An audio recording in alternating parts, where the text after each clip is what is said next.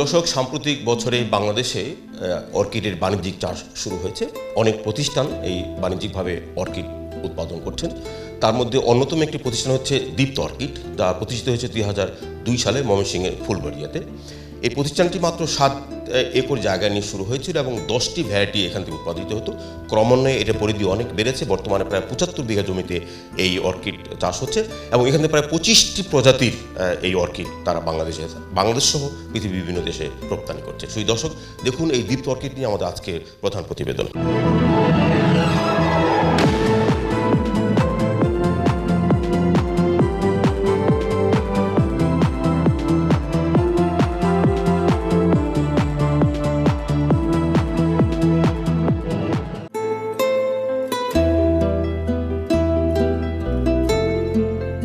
ময়মনসিংহের ফুলবাড়িয়া উপজেলায় 21 বিঘা জমি নিয়ে দীপ্ত অর্কিড নামের এই প্রতিষ্ঠানটির গোড়াপত্তন হয় 2002 সালে।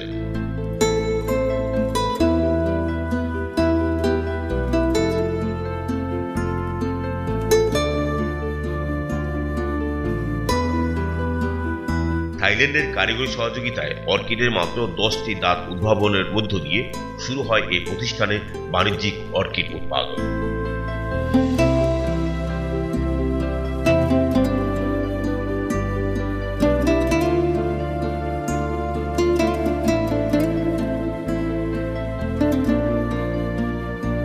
ক্রমান্বয়ে এই প্রতিষ্ঠানের অবয়ব বৃদ্ধি পেয়েছে।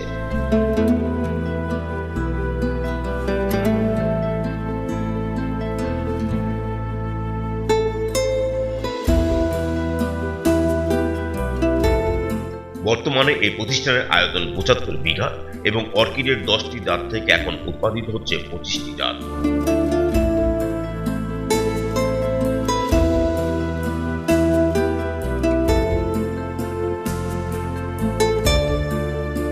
তবে দেশে চাহিদার উপর ভিত্তি করে ডেনড্রোবিয়াম সোনিয়া, ডেনড্রোবিয়াম সেপ্টোপিঙ্ক, ডেনড্রোবিয়াম হোয়াইট, মুকারা ডাইয়েচ রেড, মুকারা কেরল পিঙ্ক ইত্যাদি অর্কিড জাত ব্যাপকভাবে উৎপাদিত হচ্ছে।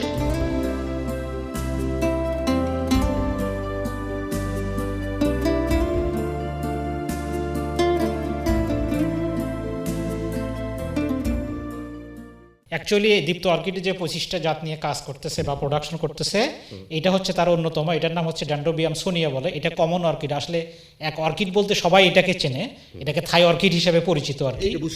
এই ফুলটার বৈশিষ্ট্য হচ্ছে মোর কালারফুল। হ্যাঁ, যে বিভিন্ন রং আছে এবং একটা ফুলের ভিতরে দেখেন একটু কালারফুল, একটু আবার ভিতরে সাদা ধরনের। আর এই ফুলটার সেলফ লাইফ অনেক বেশি। হ্যাঁ, যে কোনো সেলফ লাইফ বলতে এটা মিনিমাম গাছ সহ প্রায় 2-3 মাস থাকে, কিন্তু ফুল কাটার পরও প্রায় 1 মাসের মতো থাকে ফুলদানিতে রাখা যায়। আমাদের দেশে যে স্থানীয়ভাবে যে আমরা গুলশান বা বিভিন্ন দেখি অর্কিডগুলো, তো ওইখানে যে সংরক্ষণ করা হয় এটা তিনি কতদিন রাখতে পারবে? এটা যদি আমরা সংরক্ষণ করতে পারি তাহলে ঠিকভাবে সংরক্ষণ করতে পারলে গাছে প্রায় 1.5 থেকে 2 মাস নর্মালি থাকবে, একদম নর্মাল পরিচর্যা হলেও। আর ফুল সংগ্রহ করার পরও প্রায় 2 মাস 1 মাসের মতো রাখা যাবে। কোনো ঔষধ দেওয়ার দরকার আছে বাইরে থেকে বাহ্যিকভাবে? এটা আসলে না, এমনি নর্মাল কমন প্রসেস কিছু আছে, যেমন গাছকে রেগুলার পানি দিতে হবে, হয়তো রেগুলার একটু সপ্তাহে 1 দিন হালকা সার দিতে হয় স্প্রে করে। আর ফানজা অল্প পরিসরে আপনাদের স্টিক বিক্রি করেন? জি জি। কতদিন থাকে? স্টিক কাটার পরও আমার এক্সপেরিমেন্টে যেটা বলে প্রায় 4-5 সপ্তাহ থাকে নর্মালি, তবে 3 সপ্তাহ থাকে। কালার না, কালার কোনো কালার পরিবর্তন হবে না, কোনো নেতিও যাবে না, কোনো আস্তে আস্তে একটু কমে যাবে, হয়তো ফ্রেশনেসটা কিছু কমবে, কিন্তু ফুল হিসাবে যে ফ্রেশ ফুল হিসাবে প্রায় 3-4 সপ্তাহ থাকবে। জি জি, মার্কেটে সবচেয়ে বেশি চাহিদা। এটা প্রতিদিন আপনি কতগুলো গাছ? এগুলো আমাদের 40,000 গাছ আছে এই জাতের। প্রতি সপ্তাহে আমাদের প্রায় 4 থেকে 5,000 ফুল সংগ্রহ করি এই কালারে। জি জি।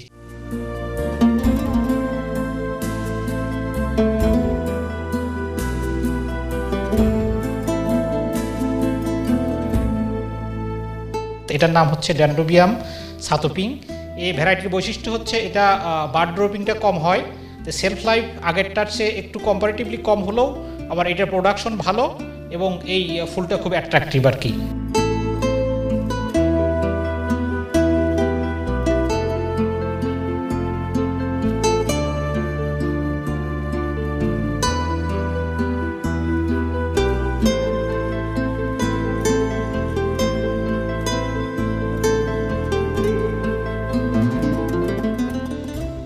এই জাতটার নাম হচ্ছে ড্যান্ড্রোবিয়াম হোয়াইট 5N।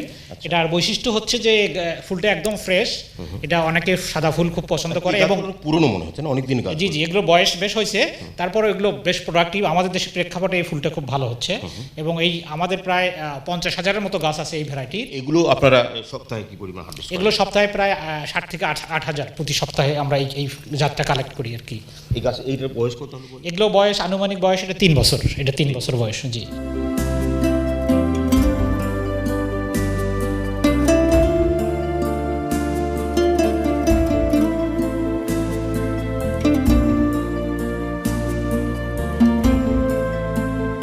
এগুলো হচ্ছে মোকাররা জেনাসের ভিতরে আমরা ঘুরতেছি, মোকাররা প্রজাতির। এই প্রজাতি কতগুলো কালার? দেখতে তো অনেকগুলো কালার এখানে। হ্যাঁ, এগুলো প্রজাতির মূলত আমাদের 8টা জাত আছে এই প্রজাতির। এই জাতের নাম মোকাররা ডাইহার্ড রেড। এই জাতের বৈশিষ্ট্য হচ্ছে যে এই জাতটা খুব কালারফুল এবং ফ্লাওয়ারও খুব ভালো হয়। স্টিক অনেক মোটা মনে হচ্ছে। জি, স্টিক অনেক মোটা, গাছও অনেক শক্তিশালী এবং আমাদের জি অনেক দিন থাকে। আমাদের দেশের যে হোটেলগুলা এরা মূলত এই জাতটাকে প্রিফার করে বেশি আর কি। এটা মূল্য কি রকম নাকি? না, মূল্য একটি কম্পারেটিভ রেটের বেশি। আর এই জাতের আমাদের প্রায় 60,000-এর মতো গাছ আছে এবং 60,000 থেকে আমরা প্রতি মাসে অ্যাভারেজে 20,000-এর মতো ফুল পাই। এটা কয়টা কালার? এরকম দেখতে পাচ্ছি অনেকগুলো কালার। জি এগুলো এই প্রজাতির আমাদের টোটাল 8টা জাত আছে, তার ভিতরে এটা হচ্ছে অন্যতম একটা জাত। এই জাতের নাম মোকাররা ডাইহার্ড রেড বলে আর কি। হচ্ছে যখন আমরা হারভেস্ট করি আমরা কোন জায়গাতে কাটতে হয়? অ্যাকচুয়ালি হারভেস্ট করার নিয়ম হচ্ছে যে ফুলের স্টিকের গোড়া থেকে 1 ইঞ্চি উপরে এইখানে স্ল্যান্টিং কাট দিয়ে এটাকে কাট করা। তারপরে এটাকে কাট করার পরে এটা আমরা তো পরে প্যাকেজিংয়ে নিয়ে যাবো আর কি। প্যাকিংয়ে নিয়ে যাই, গ্রেডিং করব, ওইখানে আপনার বান্ডেল করব, ওইখানে প্রসেসিং করব এবং প্যাকিং করব। কি কি সতর্কতা অবলম্বন করতে হয় কাটার থেকে শুরু করে? কাটার সময় যেমন খেয়াল রাখতে হবে যে এটা ফুলটা কাটতে হচ্ছে যে গাছের জন্য কোনো ক্ষতি না হয়, এই জন্য গাছের গোড়া থেকে 1 ইঞ্চি উপরে স্ল্যান্টিং কাট দিয়ে এটা কাটতে হয়। তারপর সতর্কতার সাথে এটাকে ঝুড়িতে ক্যারিং করে নিয়ে যেতে হয়। নিয়ে যাওয়ার পরে আপনার এটাকে গ্রেডিং সর্টিং করতে হয় আর কি। কোনো ভালো কোয়ালিটি থাকলে বা বেস্ট কোয়ালিটি থাকলে সেপারেট করে হয়। তারপর প্রতিটা 10টা ফুল একত্রে বাঁশ তৈরি করতে হয়। প্রতিটা ফুলের বাঁশকে আপনার গোড়ায় পলিথিন এবং তুলা দিয়ে যেন ট্রান্সপোর্টেশন পিরিয়ডে ফুলটা ভালো থাকে, পরিবহনের সময় যেন ফুলটার কোনো ক্ষতি না হয়, এই জন্য কেয়ারফুলি এটাকে বান্ডেল করে তুলে দিয়ে এইটাকে আপনার কার্টুনের ভিতরে একটু লেয়ার টু লেয়ার স্থাপন করতে হয়।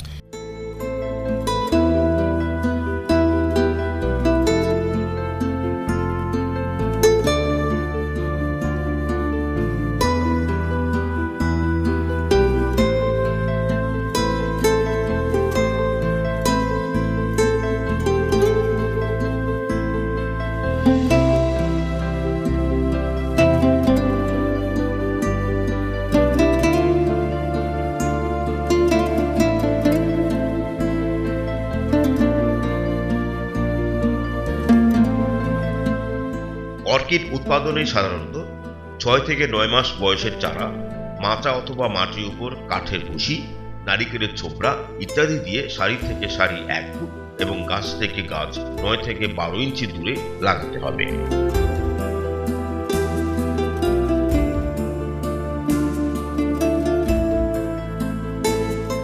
অর্কিড ছায়াযুক্ত স্থানে ভালো উৎপাদন হয়, তাই কৃত্রিম উপায়ে ছায়া তৈরি করে চারা লাগাতে হবে।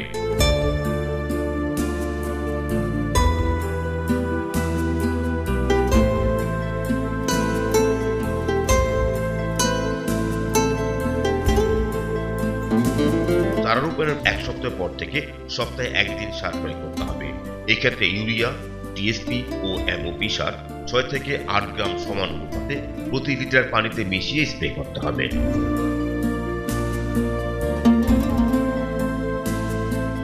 অর্কিড একটা ইপিফাইটিক প্ল্যান্টস, এরা আসলে মাটিতে লাগানো না, এরা যেহেতু মাটির থেকে উপরে, এদেরকে ফিডিং করানো হয় বা খাদ্য দেওয়া হয়, ফোলিয়ার স্প্রে বলে। এটাকে মানে পানির সঙ্গে সার মিক্সার করে সেই মিশ্রিত সারটা গাছে দিতে হয়। এটা সাধারণত প্রতি সপ্তাহে 1 দিন দিতে হয়। প্রথমে আমরা বাহিরের ফার্টিলাইজার ইউজ করতাম, কিন্তু এখন আমরা টোটালি দেশি আমাদের যে ইউরিয়া, টিএসপি, এমপি সার আছে, এগুলো বিভিন্ন প্রপোর্শনে পানির সাথে মিক্সার করে এগুলো গাছে স্প্রে করা হয়। আচ্ছা, এই যে গাছটির বয়স কত, কোন বয়স থেকে স্প্রে শুরু করেছেন? আচ্ছা, এটা আসলে স্প্রে করতে হয় ছোট থাকা অবস্থায়, কিন্তু গাছের বয়স যত বাড়বে তত এদের কোয়ান্টিটি বেড়ে যায়, মানে রিকোয়ারমেন্ট বেড়ে যায় আর কি। সাধারণত গাছের চাহিদার, গাছের সাইজের উপরে চাহিদা নির্ভর করে। সপ্তাহে 1 বারে সার দেওয়া হয়, কিন্তু যখন গাছ বড় হয় তাদেরকে বেশি পরিমাণ ফিডিং করাতে হয়।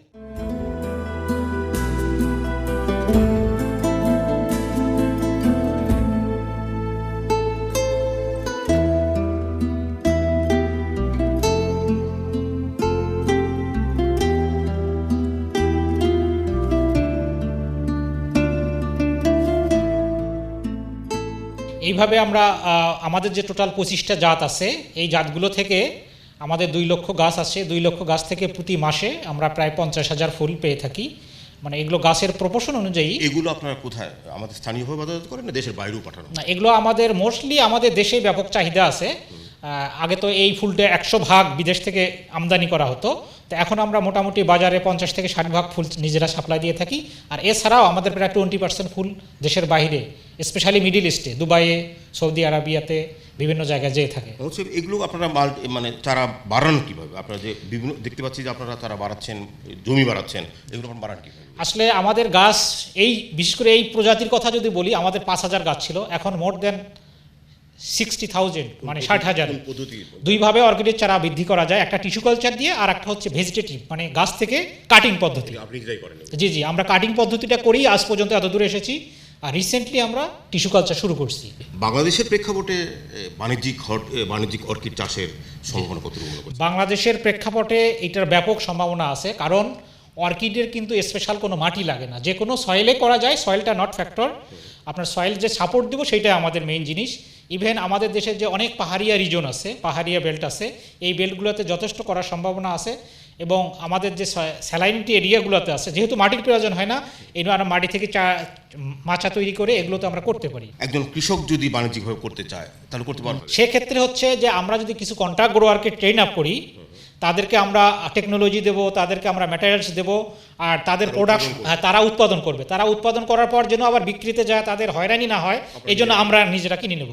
আমার সাথে মানে কন্ট্রাক্ট গ্রো। এটা কবে নাগাদ শুরু করবে? এটা আমরা আশা করতেছি যে আমাদের টিস্যু কালচার ল্যাব আমরা অলরেডি স্থাপন করছি, আগামী 1 বছরের ভিতরে আমরা এটা রেজাল্ট জানতে পারবো। তখন আমাদের চারাটা অ্যাভেলেবল হয়ে যাবে, তখন আমরা টেকনোলজিটা উৎসাহী লোকদের প্রশিক্ষণ দিতে পারবো। জি জি জি জি, তখন উৎসাহী লোকদের আমরা প্রশিক্ষণ দিয়ে তাদের ভিতরে ছড়াইয়া দিতে পারবো। অনেক ধন্যবাদ। আপনাকেও ধন্যবাদ। কৃষকেরা আমরা কথা বলছিলাম দীপ্ত অর্কিড খামারের ব্যবস্থাপক জনাব কাজী শরীফের সঙ্গে।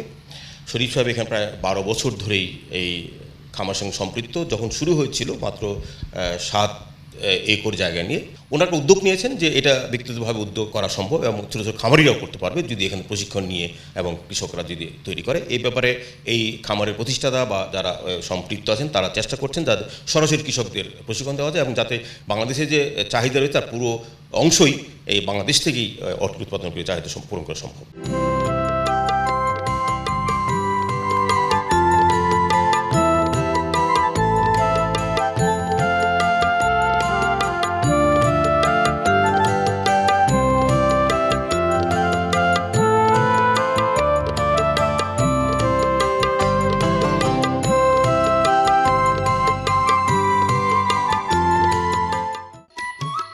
দেশের বৃহত্তর ময়মনসিংহ জেলা হচ্ছে বাণিজ্যিক মৎস্য উৎপাদনের জন্য খ্যাত অঞ্চল।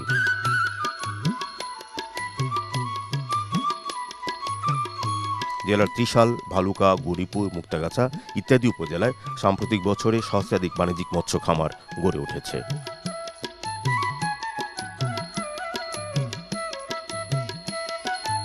পাশাপাশি এই সমস্ত বাণিজ্যিক খামারসমূহে পোনা যোগান দিতে ময়মনসিংহ অঞ্চলে প্রায় 2 শতাধিক মৎস্য হ্যাচারি প্রতিষ্ঠিত হয়েছে।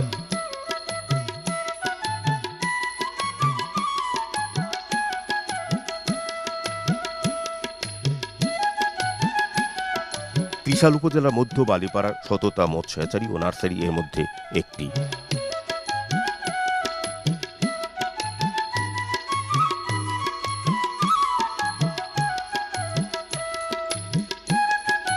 এই হ্যাচারি স্বত্বাধিকারী হচ্ছেন জনাব আফাদউদ্দিন মুন্সি। আফাদউদ্দিন এই হ্যাচারি থেকে বর্তমানে বছরে 2 কোটি মনোসেক্স তেলাপিয়া, 1.5 কোটি রুই, কাতলা, মৃগেল ইত্যাদির পোনা উৎপাদন করছেন। রেণুপোনা এবং চারাপোনা বিক্রি করে আফাদউদ্দিন বর্তমানে হ্যাচারি থেকে বছরে প্রায় 20 লক্ষ টাকা নিট মুনাফা করছেন। অথচ এই খামারের প্রাথমিক অবয়ব ছিল ভিন্ন রকম। মধ্য বালিপাড়ার আফাদউদ্দিন মুন্সি মৎস্য চাষে সম্পৃক্ত হন 1995 সালে। শুরুতে তিনি তার 65 শতক পারিবারিক পুকুরে 2.5 কেজি সরপুরি পোনা নার্সিং করেন এবং তা বিক্রি করে সে বছর তিনি আয় করেছিলেন 39,000 টাকা। এখান থেকেই আফাদউদ্দিনের বৃহদাকারে বাণিজ্যিক পোনা উৎপাদনে যাত্রা শুরু। এরপর প্রতি বছরই তিনি তার খামারে নার্সিং পুকুরের সংখ্যা বাড়াতে থাকেন।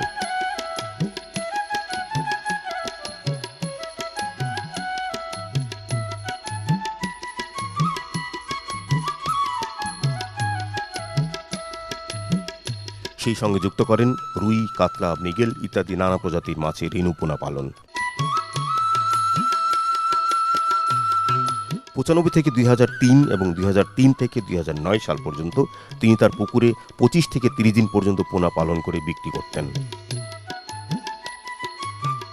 2010 সালে আপাতদিন বাংলাদেশ মৎস্য গবেষণা প্রতিষ্ঠান থেকে উন্নত পদ্ধতিতে রেণুপোনা উৎপাদন, হ্যাচারির ব্যবস্থাপনা ইত্যাদির উপর প্রশিক্ষণ গ্রহণ করে নিজে রেণুপোনা উৎপাদন সম্পৃক্ত হন এবং এই পোনা পালন খামারকে পূর্ণাঙ্গ বাণিজ্যিক হ্যাচারিতে উন্নীত করেন। সেই সঙ্গে রুই জাতীয় মাছের পোনাসহ তেলাপিয়া, কই ইত্যাদি মাছের বাণিজ্যিক রেণুপোনা উৎপাদনে কার্যক্রম শুরু করেন। এই খামারে বর্তমানে 30টি পুকুর রয়েছে, যাদের প্রতিটি গড় আয়তন হচ্ছে 1 একর। এর মধ্যে 10টি পুকুর ব্রুড ফিশ পালন করা হয় আর 20টি পুকুরে করা হয় নার্সিং বা পোনা পালন পুকুর। এরকম 10টা পুকুর আছে। 10টা পুকুর ব্রুড হয়। জি। কি ব্রুড? এগুলি রুই, মৃগেল, কাতল এই ধরনের ব্রুড আমি এই সমস্ত পুকুরে পালন করি আর কি। এতে করে আপনি এই ব্রুড থেকে আপনার বছরে কি পরিমাণ রেণু পোনা আপনি পান? এইগুলিতে আমরা যে রেণু বিক্রি করি এতে প্রায় 8000 কেজি বা এরকম 8000 কেজি পর্যন্ত। সেই রুই, কাতলা, মৃগেল ধরনের বাংলা মাছগুলি। হ্যাচারিতে রেণু উৎপাদন করে এই সমস্ত নার্সিং পুকুরে 25 থেকে 30 দিন রেণু পোনা নার্সিং করে চারা পোনা হিসাবে বিক্রি করা হয়। এইভাবে জনাব আফাসউদ্দিন রুই, কাতলা, মৃগেল, মনোসেক্স, তেলাপিয়া ইত্যাদি চারা পোনা বিক্রি করেন বছরে প্রায় 1 থেকে 1.5 কোটি পোনা। ওদিকে হ্যাচারিতে এই সমস্ত প্রজাতি মাছের রেণু পোনা উৎপাদিত হয় 400 থেকে 500 কেজি।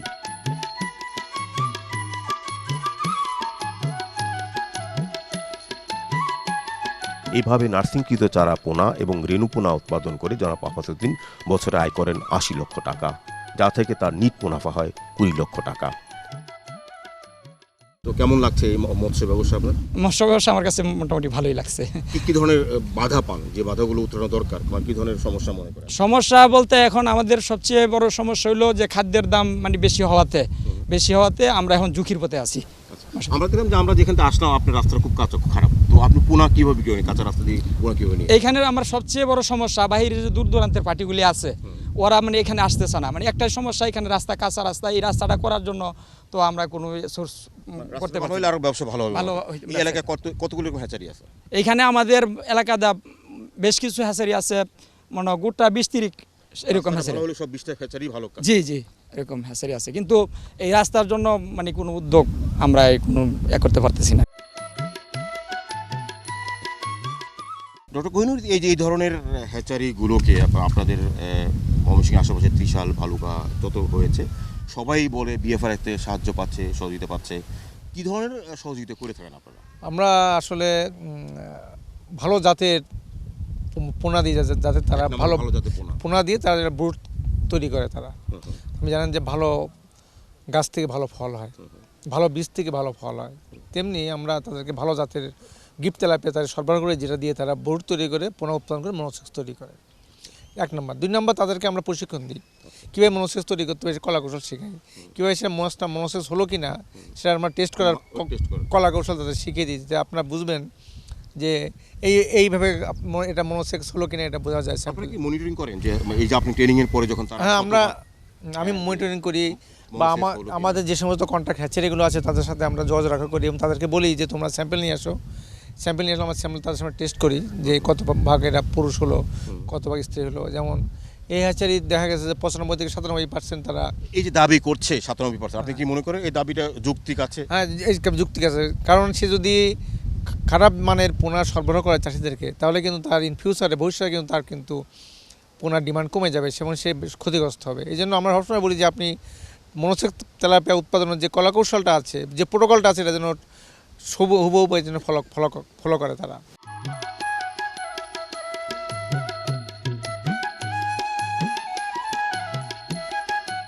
এমনিভাবে দক্ষ হ্যাচারি ব্যবস্থাপনায় উন্নত মাছের পোনা উৎপাদনের মাধ্যমে আমাদের দেশে বাণিজ্যিক মৎস্য চাষের গতি আরও বেগবান হোক, এটি আমাদের প্রত্যাশা।